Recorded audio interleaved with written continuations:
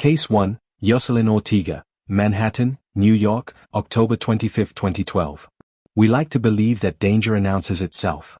That evil arrives loudly, wearing a warning sign.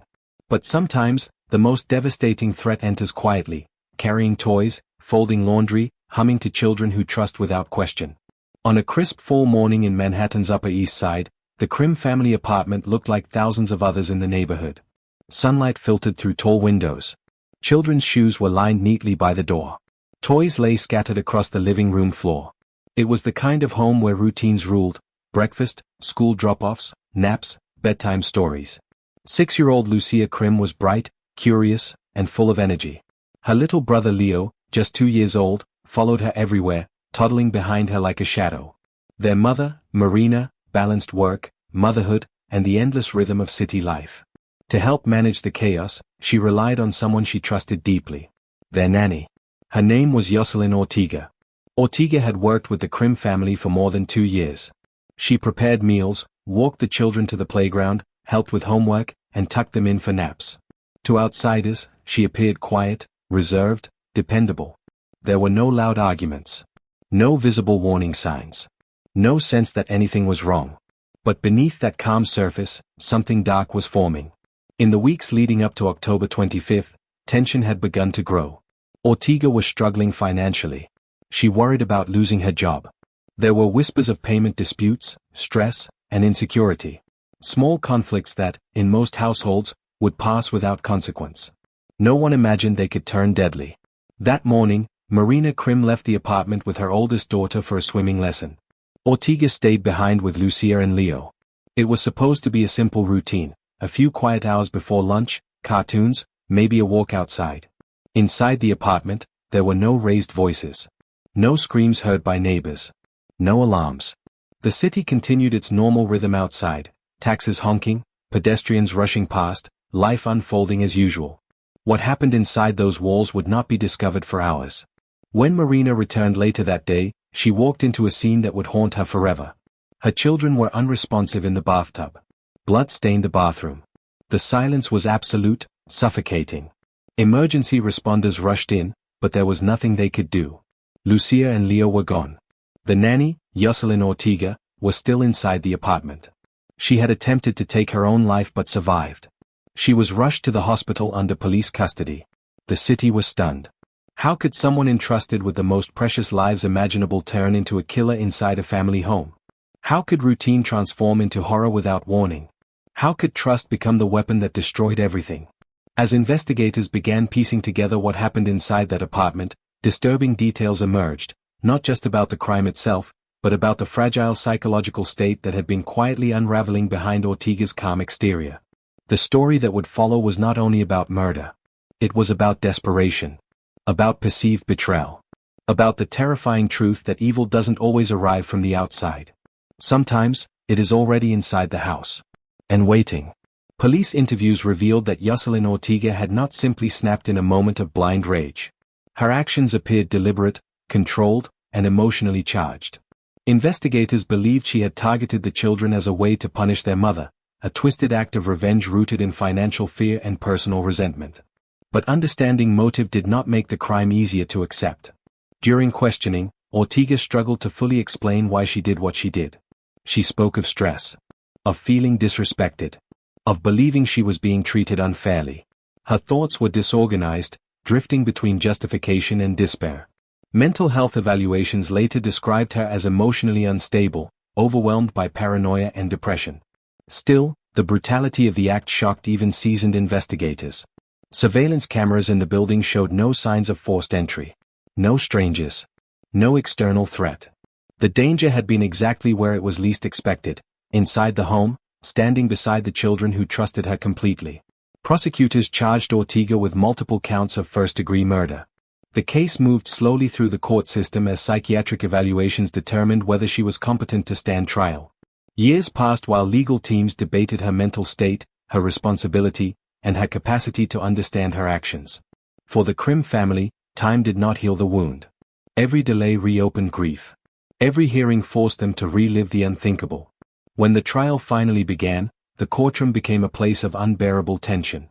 Jurors heard how the children had spent their final moments. They saw photographs of a home that once symbolized safety and now represented irreversible loss. They listened to medical experts explain the injuries, the timeline, the certainty of death. Ortega rarely showed emotion. The defense argued mental illness had impaired her judgment. The prosecution countered that she knew exactly what she was doing, that the act was intentional, calculated, and fueled by resentment rather than insanity. In the end, the jury reached a verdict. Jocelyn Ortega was found guilty of murder and sentenced to life in prison without the possibility of parole. There would be no second chances. No release. No return to society. For many, the sentence offered a sense of justice. But justice could not restore what had been taken. Lucia would never grow into adulthood. Leo would never remember his sister's voice. Their parents would live with a silence that no verdict could ever fill. The case ignited national conversations about childcare safety, caregiver screening, mental health monitoring, and the invisible risks that sometimes exist inside trusted relationships. Families across the country began questioning how well they truly knew the people watching their children. Trust, once broken at this scale, is difficult to repair. What made the crime especially haunting was its simplicity. There was no elaborate plan, no hidden conspiracy, no masked intruder. Just a woman left alone with 2 children in a quiet apartment on an ordinary morning, and a decision that destroyed multiple lives forever. Jocelyn Ortega did not look like a monster. She did not arrive with threats or warnings. She blended into routine, into familiarity, into normal life. And that is what makes this story so terrifying. Because evil does not always announce itself. Sometimes, it waits patiently behind a smile, inside a place that feels safe, until the moment it decides to reveal itself. Case 2, Christine Falling. Jacksonville, Florida. 1980 to 1982. We expect danger to look aggressive. We expect killers to look frightening. We expect warning signs. But what happens when death arrives in the arms of someone hired to protect a child? When the person trusted to soothe cries, warm bottles, and rock babies to sleep becomes the one silently stealing their breath. In the early 1980s, Jacksonville, Florida was a quiet working-class community where neighbors relied on each other. Parents worked long hours. Childcare was often informal, a friend of a friend, a teenager from down the street, someone who came recommended. That's how Christine Falling entered the lives of several families. Christine was young, soft-spoken, and appeared eager to help. She offered to babysit infants and toddlers, often volunteering for overnight shifts. To exhausted parents, she seemed reliable. She showed patience. She smiled politely. She blended into the background. No one saw danger. The first death didn't raise immediate alarm. An infant under Christine's care suddenly stopped breathing. Doctors ruled it a tragic but unexplained incident, something that sometimes happens with babies. Sudden infant deaths, while devastating, were not unheard of. The family grieved. The community mourned. Life moved on. Christine continued babysitting. Then another child became unresponsive. Again, no clear explanation. Another tiny body. Another shattered family. Another tragedy labeled as misfortune. Still, no one connected the dots. Christine was always nearby, holding the baby when breathing stopped, calling for help, appearing shocked and distraught. She comforted parents. She cried with them. She spoke softly about how horrible it was to witness something so tragic. To outsiders, she looked like a young woman haunted by terrible luck. But luck was not the truth. Behind closed doors, Christine was hiding something deeply disturbing. Investigators would later uncover that Christine had a long history of emotional instability. Her childhood had been chaotic, marked by neglect and abuse. She struggled with feelings of abandonment, jealousy, and control. Relationships in her life were unstable. She often felt invisible, powerless, ignored. Babies gave her something she craved. Attention. Control. Power. When Christine held an infant in her arms, she held complete dominance over a life that depended entirely on her. A tiny heartbeat. A fragile breath. Absolute vulnerability. And she began to exploit it. The deaths continued to cluster around Christine's presence.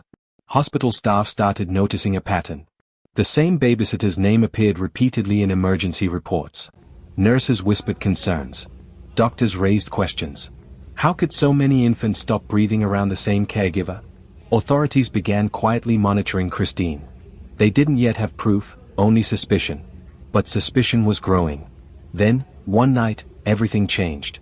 Christine was babysitting yet again when a child suddenly stopped breathing. Emergency responders rushed in.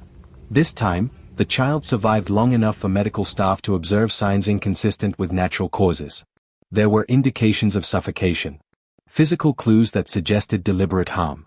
The invisible pattern was becoming visible. Police brought Christine in for questioning. At first, she denied everything. She insisted the babies had simply stopped breathing on their own. She claimed she loved children. She cried. She played the role of the frightened young caregiver caught in a nightmare. But as questioning continued, her story began to unravel. Contradictions appeared. Timelines didn't match. Details shifted. Her emotional responses felt hollow, rehearsed, disconnected from genuine grief. Then, slowly, the truth emerged. Christine admitted what no parent ever wants to hear. She confessed to deliberately suffocating multiple children while babysitting them. Not in rage. Not in panic. But in cold, controlled moments of power. The room fell silent. A babysitter had become a serial killer. And the families who had trusted her were about to face a reality more horrifying than any accident.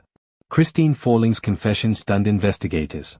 She described how she would place her hands over a child's mouth and nose, cutting off air until the tiny body went limp. She spoke calmly, almost clinically, explaining how easy it was. How quiet it was. How quickly life faded when no one was watching. There was no emotional breakdown. No visible remorse. Just explanation. Psychologists later determined that Christine suffered from severe personality disorders. She exhibited signs of sociopathy, emotional detachment, and a disturbing need for control. The deaths gave her a sense of importance, a feeling that she mattered, that she had power over something in a world where she otherwise felt insignificant. Each time a baby died, attention flooded toward her. Police. Doctors. Families. Sympathy. Concern. She became the center of emotional gravity, the witness to tragedy, the helper, the one people leaned on. The tragedy itself became her reward. Prosecutors charged Christine with multiple counts of murder. As details emerged in court, the community struggled to reconcile the smiling babysitter with the brutal reality of her actions. Parents replayed memories in their minds, the way she held their children, the way she spoke softly, the way she offered reassurance. Had there been signs they missed?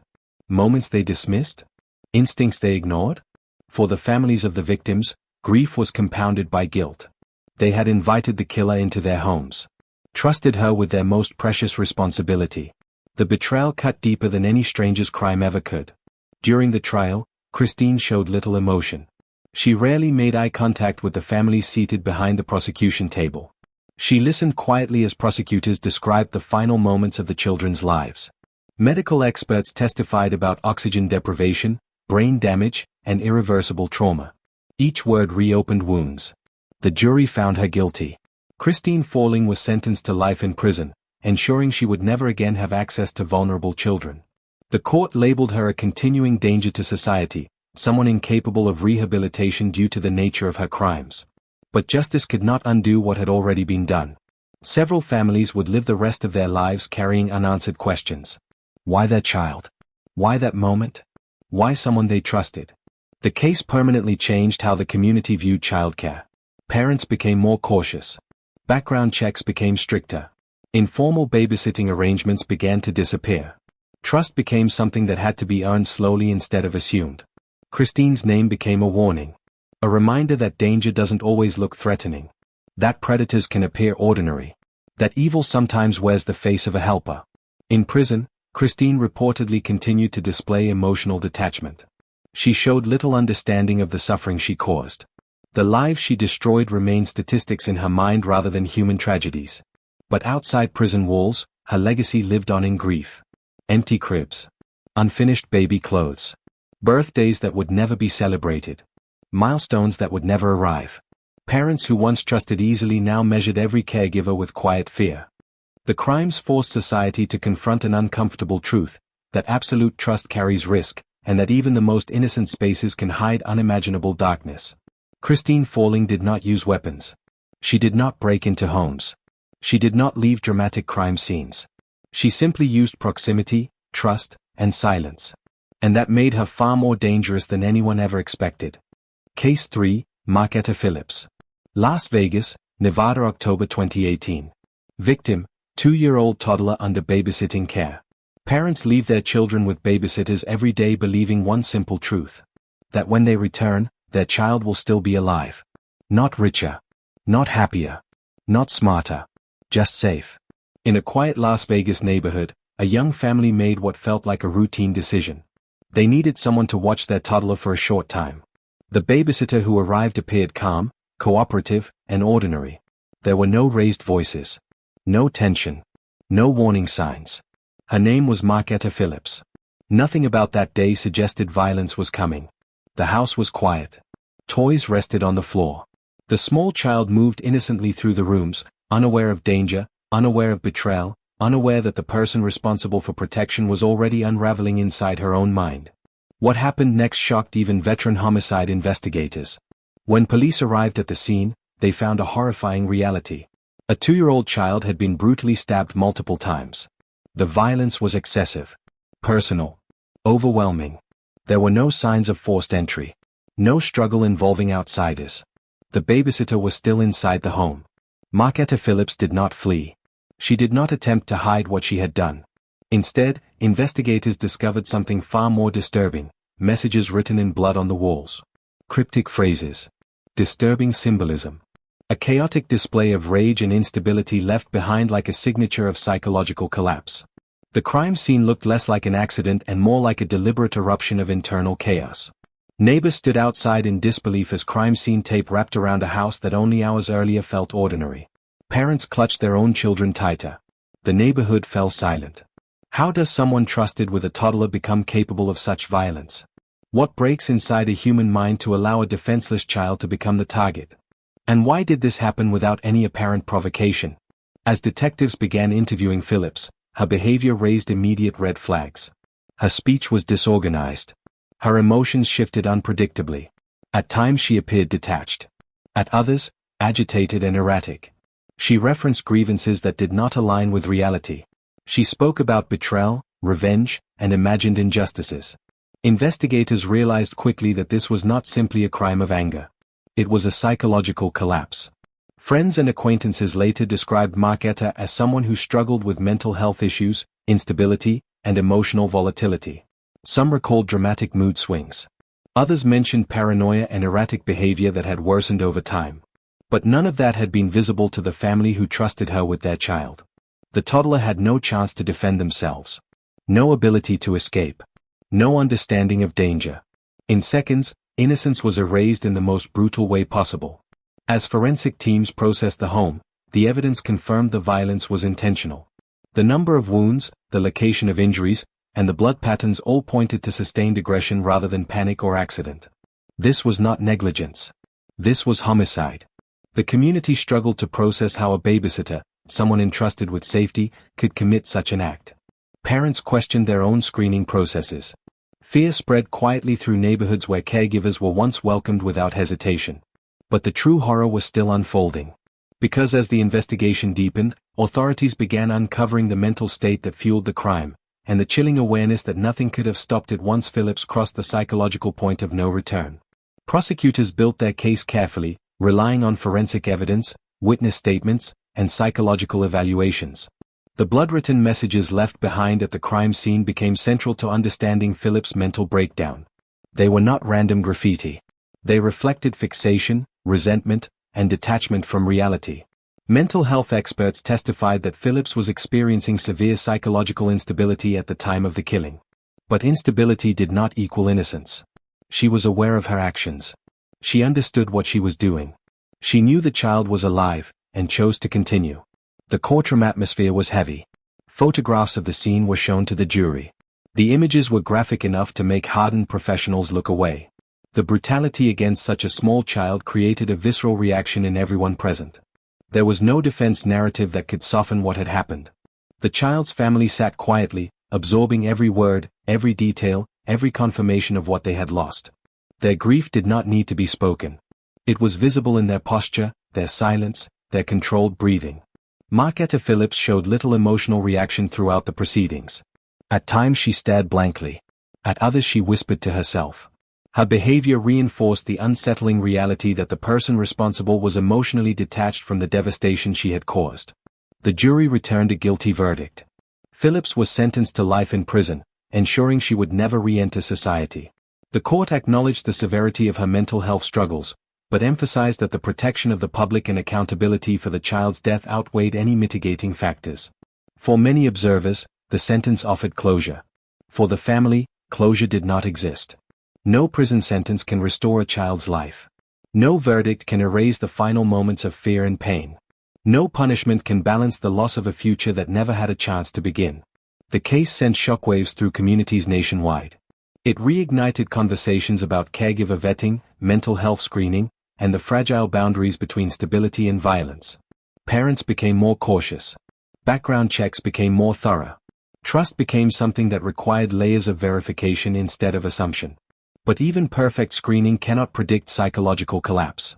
What makes this case so disturbing is its randomness. There was no long-term plan. No financial motive. No external conflict. Just a sudden internal eruption of violence aimed at the most defenseless target imaginable. The toddler did not know danger existed. Did not know betrayal was possible. Did not know trust could be fatal. Marketta Phillips walked into that home as a babysitter. She left as a murderer. And the house that once held laughter became a permanent crime scene in the memories of everyone who touched that case. This is the terrifying truth behind caregiver crimes. Sometimes the threat does not come from greed, jealousy, or revenge. Sometimes it comes from a mind quietly collapsing in silence. And when that collapse happens in the presence of innocence, the damage is irreversible. Case 4, Norma Chagnama. Chicago, Illinois. Date, February 2023. Nothing feels more fragile than a baby's breath. 4 months into life, a child cannot speak fear, cannot cry for help clearly, cannot escape danger. Every heartbeat depends on the adults nearby. Every breath is borrowed trust. On a cold winter morning in Chicago, a young mother prepared for another normal workday. She kissed her infant daughter goodbye, wrapped her carefully in warm clothing, and placed her into the arms of someone she believed would protect her. The babysitter's name was Norma Chagnama. There was nothing unusual about the arrangement. Norma had cared for children before. She lived nearby. She agreed to watch the baby while the mother worked. The exchange was routine, quick, forgettable, the kind of moment parents repeat thousands of times without thinking. No one expects a goodbye to be permanent. Hours later, emergency responders rushed into the apartment. A baby was unresponsive. Her tiny body was limp. Her breathing shallow. Panic filled the room as paramedics attempted life-saving measures. It was already too late. At the hospital, doctors confirmed devastating injuries. The infant had suffered severe trauma inconsistent with normal handling. Swelling in the brain. Internal injuries. Evidence of violent force. This was not sudden illness. This was not accident. This was not natural death. The room where the child had been babysat became a crime scene. Detectives questioned Norma Chagnama. At first, her story was unclear. She claimed the baby had fallen. Then she said the child had stopped breathing suddenly. Her explanations shifted, changed, and contradicted medical evidence. Doctors were firm. A fall could not explain the level of trauma. The injuries indicated violent shaking and blunt force impact, a pattern tragically familiar in cases of infant abuse. The words no parent ever wants to hear were spoken aloud. Homicide. As the investigation unfolded, grief transformed into shock and disbelief. The baby's family struggled to process how a normal morning had turned into permanent loss. Friends gathered. Candles burned. A life that had barely begun was already over. What haunted investigators was not only the brutality, but the silence. No screams were reported. No neighbors heard anything unusual. No witnesses intervened. The violence happened quietly behind closed doors. Norma had been alone with the baby. Police arrested her and charged her with felony murder and aggravated battery of a child. The case moved quickly into the public eye. News outlets reported the heartbreaking details. Community members expressed outrage and grief. Parents across the city felt an unfamiliar chill of fear. If this could happen during routine babysitting, how safe was anyone's child? But the most painful truth was still forming. Because infant abuse cases rarely involve monsters who announce themselves. They often involve ordinary adults who lose control, panic under stress, or lash out against the most vulnerable being in the room. A baby cannot fight back. Cannot protect itself. Cannot explain what happened.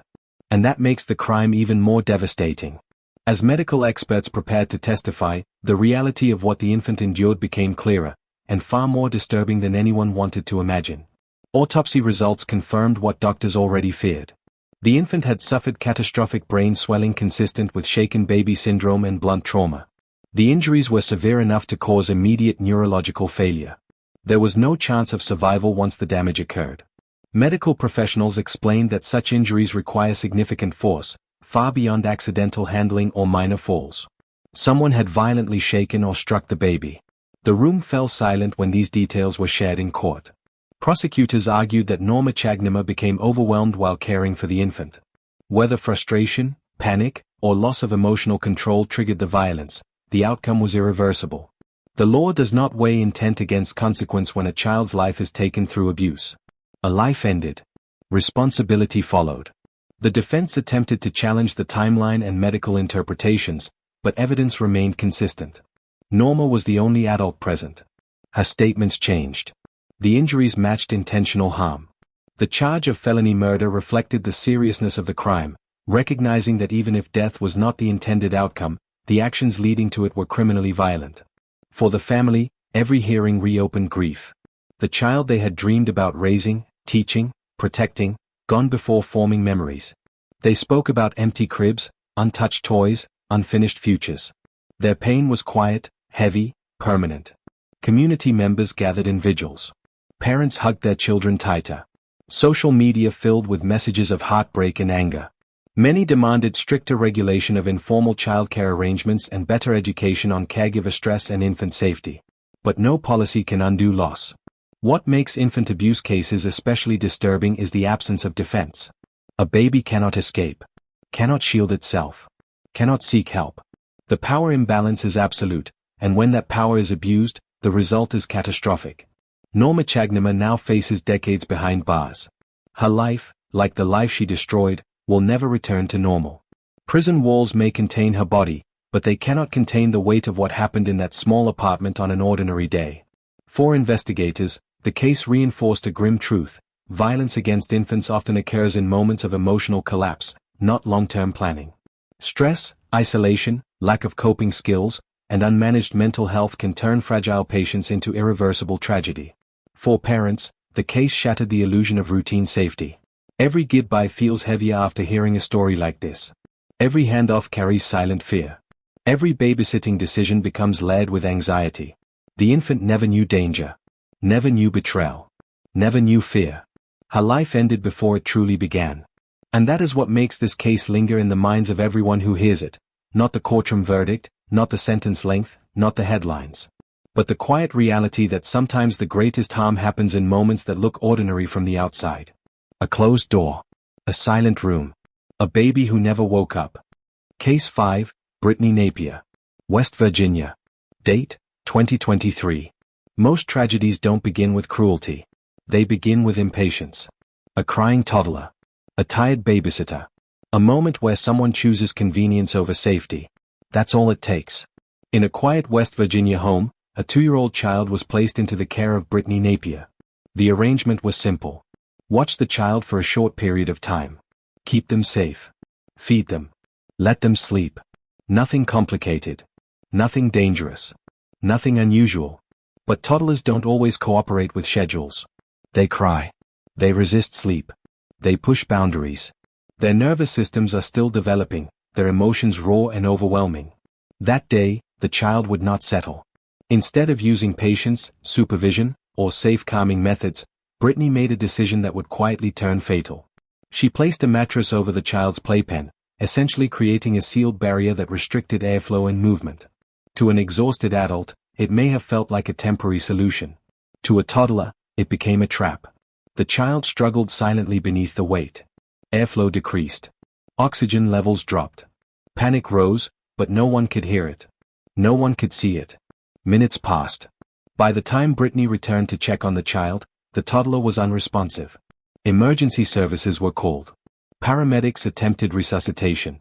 But the lack of oxygen had already caused catastrophic damage. The child was pronounced dead. What made the scene especially haunting was its simplicity. There were no weapons. No visible injuries. No dramatic struggle.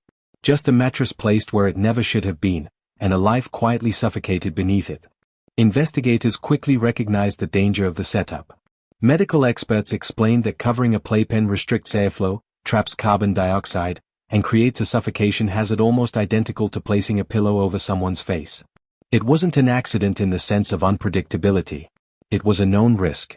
Brittany Napier admitted to placing the mattress over the playpen. She said she wanted the child to sleep. She did not intend to harm. She did not believe it would kill. But intention does not change physics. Air deprivation kills regardless of motive. Parents who heard about the case felt a deep wave of fear and anger. Many had trusted babysitters with their own children countless times. The idea that such a simple mistake could become lethal forced families to confront how fragile safety truly is. This was not a monster story. This was a negligent story. A story where impatience replaced judgment, and a toddler paid the ultimate price. As the investigation unfolded, the legal system faced a difficult question. When does a careless decision become criminal responsibility? And how do you measure accountability when the outcome is irreversible? Medical examiners confirmed the cause of death, asphyxiation due to restricted airflow. The toddler had been unable to breathe properly beneath the mattress. Oxygen deprivation caused cardiac failure and irreversible brain damage within minutes. There was no suffering witnessed. No cry recorded. No warning signs visible to anyone nearby. That silence was the most devastating part. Prosecutors charged Brittany Napier with manslaughter and child neglect resulting in death.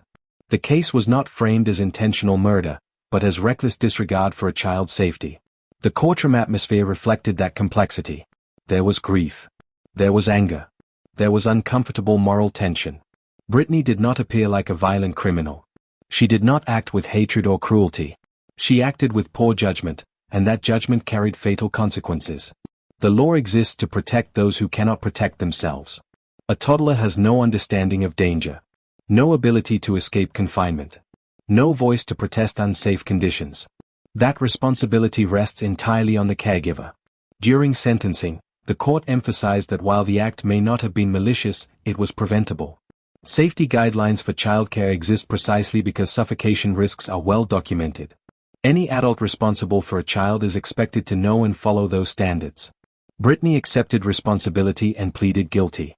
She was sentenced to prison time, a punishment designed not only to penalize but to send a message: negligence that kills is still a crime. For the child's family, punishment offered limited comfort. Nothing could replace the life lost. Nothing could erase the image of an empty bedroom, unused toys, unfinished birthdays. Their grief lived beyond the courtroom. The case sparked conversations about caregiver education, safe sleep practices, and the dangers of improvising childcare solutions. Advocacy groups used the tragedy as a warning, reminding parents and babysitters that shortcuts with safety can become deadly within minutes.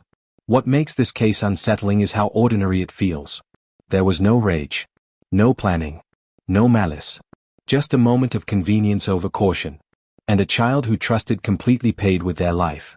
Brittany Napier will carry that weight forever, inside prison walls and inside her own conscience. But the greater lesson lives outside her sentence. Safety is not flexible when it comes to children. Rules exist because lives depend on them. And silence does not mean safety. The toddler never had a chance to understand what happened. Never had the opportunity to grow, learn, or remember. All that remains is a lesson written in loss, a reminder that responsibility over fragile life demands constant vigilance, patience, and respect for boundaries that cannot be crossed. Because sometimes, tragedy doesn't come from evil. Sometimes, it comes from a single careless decision. Case 6, Samantha Booth. Michigan. Date, 2024. Family visits are supposed to feel safe. A knock at the door from a grandfather checking on his grandchild is not a moment of fear. It is routine. Familiar. Protective. A simple gesture of love to make sure everything is okay. That ordinary moment became fatal. In a quiet Michigan neighborhood, a young child was being babysat by Samantha Booth. Nothing about the day seemed unusual. The parents were away briefly. The home was calm. The babysitter had been trusted to maintain normal routine. Then the doorbell rang. The child's grandfather had stopped by to check in, a harmless visit that should have lasted minutes. Instead, it became the final moment of his life. When the door opened, violence erupted. Investigators later revealed that Booth attacked the elderly man with a weapon, inflicting fatal injuries inside the home. The assault was sudden, chaotic, and brutally personal. There was no prolonged argument reported. No clear provocation. Just a rapid explosion of aggression. The grandfather collapsed. The child was still inside the home. In the confusion and panic that followed, the child was also injured during the attack. Emergency responders arrived to a scene that felt surreal, a family home transformed into a violent crime scene within minutes. Neighbors watched in disbelief as police flooded the area. Ambulances rushed victims to hospitals. A babysitting job had turned into a homicide investigation. Authorities arrested Samantha Booth at the scene. The question everyone asked was simple and terrifying. Why? What caused a babysitter, someone trusted with a child, to attack a family member who posed no threat? As detectives interviewed Booth, inconsistencies surfaced quickly. Her explanation lacked clarity. Her emotional responses shifted unpredictably. She appeared agitated, disconnected, and unstable. Some statements contradicted physical evidence. Others made little logical sense. Investigators began suspecting that this was not a spontaneous accident. It was a psychological breakdown. Friends and acquaintances later described Booth as someone who had struggled with emotional instability, impulsivity, and erratic behavior. Some recalled sudden mood swings and unpredictable reactions to stress. Others mentioned isolation and unresolved personal issues. But none of those warning signs had been visible to the family who hired her. The grandfather had walked into the house expecting to see his grandchild safe and smiling. Instead, he encountered lethal violence. The betrayal cut deep. A babysitter is trusted not only with a child, but with the safety of everyone connected to that child. Grandparents, neighbors, relatives. That trust had been shattered in seconds. As forensic teams examined the home, blood patterns confirmed the force and intent behind the attack. This was not self-defense. This was not an accident. This was an assault that escalated into murder. The child survived, but suffered trauma, physical and psychological, that would require long-term care and counseling. A family was permanently altered. And a community struggled to comprehend how such violence could erupt from someone placed in a caregiving role. But the deeper investigation would reveal a more unsettling truth, that sometimes danger does not come from strangers, but from instability quietly ignored until it explodes. Prosecutors built their case around physical evidence, eyewitness accounts, and medical reports. The grandfather's injuries confirmed sustained assault. The weapon used demonstrated intent rather than defensive reaction. The scene showed no indication of forced entry or outside threat. Everything pointed inward. Samantha Booth was charged with murder, attempted murder, and aggravated assault. The seriousness of the charges reflected the scale of violence inflicted on both victims. Mental health evaluations revealed that Booth had been experiencing emotional instability and possible untreated psychological disorders. However, experts emphasized that instability does not remove responsibility when a person understands their actions. The court faced a familiar but uncomfortable reality. Not all violent offenders appear dangerous beforehand. Not all warning signs are visible. Not all instability is obvious until it is too late. During hearings, family members described the grandfather as protective, gentle, and devoted to his family. He had only intended to check on his grandchild's well-being. His final act was an expression of love. The loss rippled through generations. The child, though physically recovering, would carry emotional memory and trauma that therapy may only partially heal. Psychologists explained that exposure to violence at a young age can shape emotional development, trust, and fear responses for years. The courtroom remained heavy with grief. Booth showed limited emotional response. At times she appeared detached. At other moments agitated. Her behavior reinforced concerns about psychological instability, but it did not erase accountability. The judge emphasized public safety during sentencing proceedings. Anyone capable of sudden violent eruption inside a family home represents an ongoing risk to society. The message was clear. Caregiving roles require emotional stability, judgment, and restraint. When those fail, the consequences can be catastrophic. For many parents watching the case unfold, fear quietly resurfaced. If a babysitter could attack a visiting grandfather, what else could happen behind closed doors?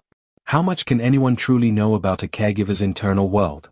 The case reignited conversations about background screening, mental health disclosure, and the limits of informal childcare trust. But even the strictest checks cannot fully predict human behavior. That uncertainty is what makes this case so unsettling. There was no elaborate plan. No financial motive. No visible conflict. Just a sudden internal collapse, and irreversible violence. The grandfather did not expect danger. The child did not understand what was happening. The parents never imagined such a scenario. A babysitter crossed the boundary between protector and predator. And once crossed, there was no way back. The house where laughter once lived became a place marked by blood, sirens, and permanent loss. This case stands as a reminder that safety cannot be assumed simply because someone holds a trusted role. Trust must always be paired with awareness, and even then, absolute certainty does not exist. Because sometimes, violence does not announce itself. It simply erupts. Case 7, Christy Fisher. L. West Islip, Long Island, New York. Date, February 1991. Fire destroys more than walls. It erases evidence. It silences witnesses. It leaves behind questions that sometimes never find answers. On a winter night in West Islip, Long Island, a quiet suburban home became the center of panic. Flames tore through the house while a 3-month-old baby lay inside. Neighbors rushed outside. Sirens cut through the darkness. Smoke swallowed the sky. By the time firefighters gained control, the infant was dead. The babysitter, Christy Fisher, was the only adult present when the fire started. At first, it looked like a terrible accident, a tragic household fire that claimed the life of a defenseless child. But investigators quickly noticed inconsistencies that made the scene far more disturbing. The fire patterns did not behave like an electrical accident. Burn marks suggested possible accelerants. The point of origin appeared deliberate. Doors and windows showed unusual positioning. And Christie's behavior raised questions. She had escaped the fire unharmed while the baby remained trapped inside. Her timeline shifted slightly with each retelling. Some details didn't align with what firefighters observed. In tragedies involving infants, investigators move carefully, but relentlessly. When a child dies under supervision, every possibility must be examined. Was it negligence? Was it accident? Or was it something far darker? Fire investigators reconstructed the scene inch by inch. Chemical testing detected possible signs of flammable substances. Experts testified that the fire appeared intentionally set rather than accidental. Suspicion slowly turned into accusation. Christy Fisher was arrested and charged with arson and murder. The community reacted with shock. A babysitter, someone trusted with an infant, accused of deliberately setting a fire that killed a child.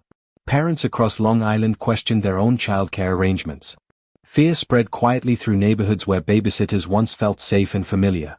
But unlike other cases, this story did not offer clear certainty. Christy maintained her innocence. She insisted the fire was accidental. She claimed panic, confusion, and chaos. She said she tried to save the baby but was overwhelmed by smoke and flames. There were no direct witnesses. No confession. No surveillance. Only burned evidence and competing expert opinions. The case became a battle of interpretation. Prosecutors argued that Christy staged the fire to cover up negligence or intentional harm. They pointed to inconsistencies, fire behavior, and motive theories. The defense countered that fire science is imperfect, that accidental fires can mimic intentional patterns, and that panic responses vary wildly in emergencies. A young woman's future stood against the memory of a baby who never got to grow up. And the truth sat buried beneath ash. The trial unfolded under intense public attention. Fire experts testified for both sides, offering conflicting interpretations of burn patterns, accelerant residues, and ignition sources. Jurors listened to complex technical explanations, each expert confident, each conclusion different.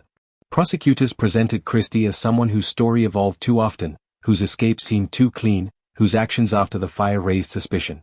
They suggested opportunity, control of the environment, and inconsistent behavior pointed toward intentional wrongdoing. The defense focused on uncertainty. They emphasized that fire investigations are not always precise. Heat alters evidence. Smoke contaminates surfaces. Accelerants can be misidentified. Panic can distort memory. They argued that accusing someone of murder without direct proof risked condemning an innocent person. The jury faced a haunting dilemma. A baby was dead. Someone had to be responsible. But certainty was elusive. In the end, the jury acquitted Christy Fisher of all charges. Legally, she walked free. Emotionally, no one truly won. For the baby's family, justice felt unfinished. They would never know exactly how their child died or why help did not arrive in time. The fire erased answers forever. For Christy, freedom did not erase suspicion. Public opinion remained divided. Some believed she escaped accountability. Others believed she had been wrongly accused in a tragedy that no one could fully explain. The case became a reminder of one of the justice system's most painful realities. Sometimes truth cannot be proven. Fire consumes evidence. Memory distorts. Experts disagree. And certainty disappears. What remains is grief, unresolved and permanent. For parents everywhere, the case planted quiet fear. Fires already represent chaos and unpredictability. When combined with childcare responsibility, that fear multiplies. Could an emergency overwhelm any babysitter? Could panic override instinct? Could tragedy strike without malicious intent? No answer feels comforting. The infant never had a chance to speak. Never had a voice. Never had a future. Only a memory shaped by smoke and unanswered questions.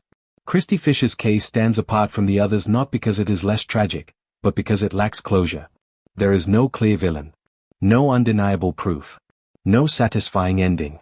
Only a burned house, a lost child, and a legal verdict that could not heal grief. Sometimes evil is obvious. Sometimes it is hidden. And sometimes, the most frightening truth is that we may never fully know what really happened. Case 8, Holly Shepherd. Ponca City, Oklahoma. Timeline, 2018 to 2025. In the modern world, trust is often built with a profile picture and a message. Parents scroll through local Facebook groups searching for recommendations. Babysitters advertise availability. Strangers become caregivers with a few exchanged texts. Convenience replaces caution. That's how Holly Shepherd entered the lives of families in Ponca City, Oklahoma. She presented herself as friendly, responsible, and eager to help. Her online posts offered babysitting services. Parents looking for affordable childcare reached out. Conversations were brief. Arrangements were made quickly. Nothing about her profile suggested danger. In January of 2018, a newborn infant, only 22 days old, was left in Shepherd's care. At that age, a baby's body is fragile beyond comprehension. The brain is still forming. The neck muscles barely support the head. Even minor falls can cause catastrophic damage. Hours later, the infant was rushed to the hospital. Doctors immediately recognized something was wrong. The baby showed signs of severe neurological trauma. Swelling of the brain. Internal bleeding. Injuries inconsistent with normal handling or accidental falls. Medical staff suspected abusive head trauma, the clinical term for violent shaking or blunt force injury. Despite intensive care, the infant died days later. At the time, the case did not result in immediate criminal charges. Evidence was limited. The baby could not speak. There were no witnesses inside the home. Investigators could not conclusively prove intent or timeline beyond medical findings. The death was ruled suspicious, but unresolved. Life moved forward. Holly Shepherd continued living freely. And that was the most dangerous part. Years later, another infant suffered serious injuries while under Shepherd's supervision. This time, medical findings mirrored the earlier case. Similar trauma patterns, similar neurological damage, similar silent violence inflicted on a defenseless child. Investigators began connecting dots that had once seemed isolated. 2 infants. Similar injuries. Same caregiver. The pattern could no longer be ignored. Digital records, social media history, babysitting advertisements, and witness interviews confirmed Shepherd's access to multiple children during both incidents. Doctors testified that the injuries could not have occurred naturally. They required force, deliberate, violent, and intentional. Parents who had once trusted a Facebook profile now faced a horrifying reality. Someone they welcomed into their homes had harmed babies too young to even cry for help properly. The community reacted with disbelief and anger. How could someone accused of harming a newborn continue babysitting years later? How could warning signs go unnoticed? How many chances does danger get before it finally reveals itself? As investigators reopened the earlier death, Shepherd was arrested and charged with severe child abuse offenses. Prosecutors argued that the first infant's death was not accidental, it was homicide delayed by lack of early evidence. The story shifted from tragedy to pattern. A babysitter had not just failed once. She had allegedly repeated the same violence against multiple infants. The quiet nature of the crimes made them harder to detect. No screaming neighbors. No visible bruises. No dramatic crime scene. Just fragile bodies absorbing trauma in silence. And that silence protected the perpetrator, until it didn't. As the case advanced through the legal system, medical experts became the backbone of the prosecution's argument.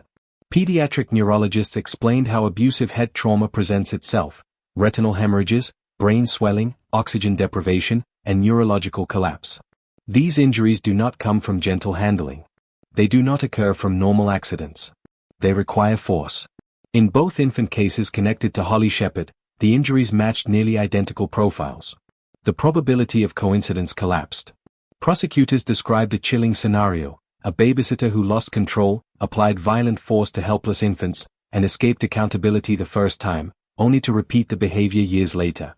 The second incident finally provided enough evidence for conviction. Shepherd entered a plea and was sentenced to life in prison with the possibility of parole after decades, ensuring she would not return to society anytime soon. But the story did not end there. Once investigators gained full access to records, medical files, and historical reports, they revisited the 2018 newborn death. New warrants were issued. Additional murder charges followed. The case evolved into a layered prosecution, past tragedy merging with present accountability. Families connected to both cases faced overlapping grief. Some parents wrestled with guilt for trusting online platforms. Others struggled with anger toward a system that failed to intervene earlier. Many questioned how many unnoticed victims might exist in similar situations nationwide. The courtroom atmosphere reflected that weight. These were not crimes driven by money, jealousy, or revenge. They were crimes against vulnerability itself. A newborn cannot resist, cannot flee, cannot explain pain, cannot testify. The responsibility lies entirely on the adult holding that fragile body. When that trust is violated, the harm is absolute. Psychologists testified that repeated infant abuse often stems from emotional instability, poor impulse control, stress intolerance, and lack of empathy. But diagnosis does not erase damage. It does not restore life. It does not undo trauma. The law exists to protect the powerless. And in this case, it arrived too late for at least one child. Holly Shepherd will likely spend the remainder of her life inside prison walls. Her name will be remembered not as a babysitter, but as a warning about how modern convenience can obscure real danger. A Facebook post became access. A message became trust. A routine handoff became tragedy. For parents everywhere, this case delivers an uncomfortable lesson. Digital trust must never replace real verification. Convenience must never outrun caution. And silence should never be assumed as safety. The infants in this case never had voices. Their stories exist only through medical charts, courtroom testimony, and grieving families. But their lives matter. And their loss serves as a reminder that sometimes the greatest threats are not strangers hiding in shadows, but familiar faces found on a screen, offering help.